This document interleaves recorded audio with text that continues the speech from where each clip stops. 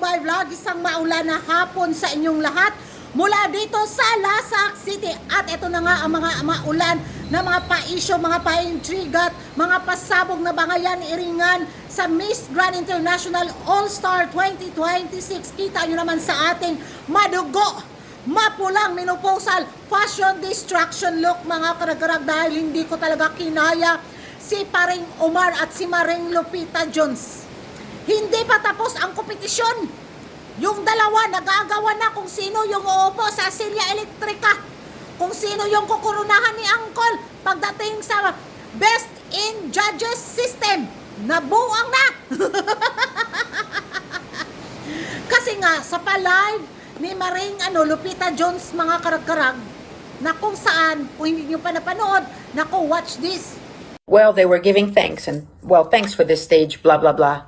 The judges, before we leave, please close the door. I asked them to close the door and everything. And I mentioned in general and said, I know that there are people here who were involved with Miss Universe last year. We know that not only Osmel was also involved there, although he resigned before the bomb exploded. But, well, he was involved there too. And, well, Nawat himself, who was the one who started in all this little mess that happened. So I kind of wanted to make it clear for everyone. Hey, look, I just want to comment on something. I know that, well, several people here were involved in the Miss Universe pageant last year.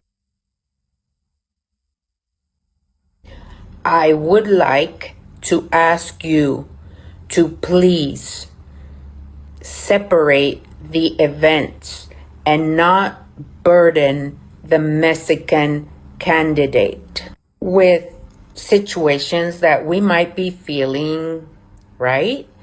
Related to Mexico. When it's a different competition, they're completely different participants who have nothing to do with anything. So please, let's stay neutral, right? No, Lupita, of course.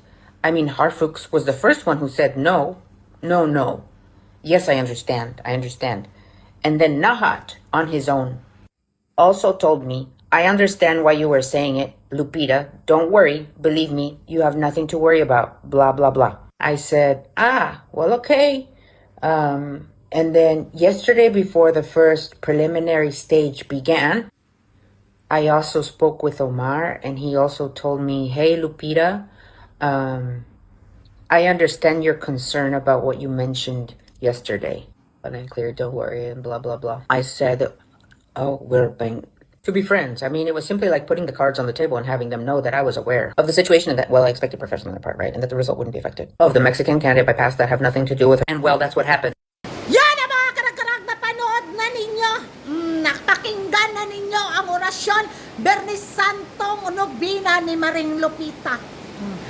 Kaya ganun pala yung ka-trigger yung ni Maring Lupita, konsensya, kasi baka natakot siya ba na si Miss Grand All-Star Mexico hindi mabigyan ng patas na score sa judging system sa pa-All-Star ni Uncle dahil nga sa nangyaring kontrobersiya sa pa-Miss Universe na kung saan nanalo si Inday Fatima. Baka gaganti si Paring Omar at yung mga ibang judges na naging parte ng Miss Universe 2025 pageant. Diba? Parang, ay, kailangan kong gipinsahan ito. Oh. Siyempre naman, Mexicana si Maring Lupita. Talagang ipagbalalaban niya kung ano yung dapat ipaglalaban.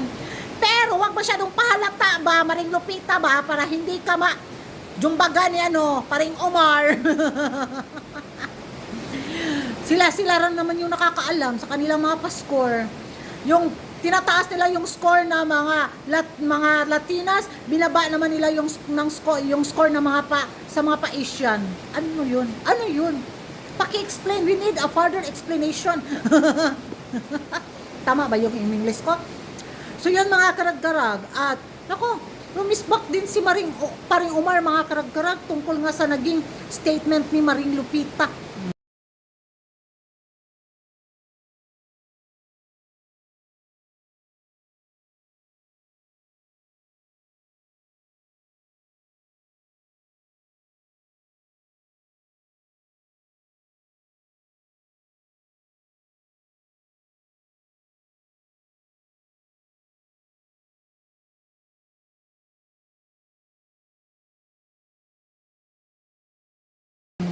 Kasi sila naman talagang dalawa yung hindi magkasundo siguro sa judging system. Kasi nakikita at nararamdaman siguro ni Maring Lupita na magiging tinik si Paring Umar sa pambato ng Mexico. Di ba? Advanced kaayo ang thinking mindset ni Maring Lupita. Grabe talaga siya. As in. Pero si Paring Umar talaga ang spices of the season of Miss Grand International. Tama ba yung English ko? Priyaga ba? Basta yun na siya. Si Paring Umar yung magiging, ako ang magiging konsensya mo. Giahak lang dyan. Para na silang wala pang final, pero ganito na yung nila, patsutsada nila sa isa't isa. Paano na lang kaya mga karag-karag, after the final, yes! Dami mga pa-issue na naman yung magaganap. Dami na naman mga pa-intrigue at mga pa-iskandalo maglapasan. Baka magsabunutan na silang dalawa. Baka hindi lang jumbaga na magaganap, kundi mag-judo karate pa silang dalawa.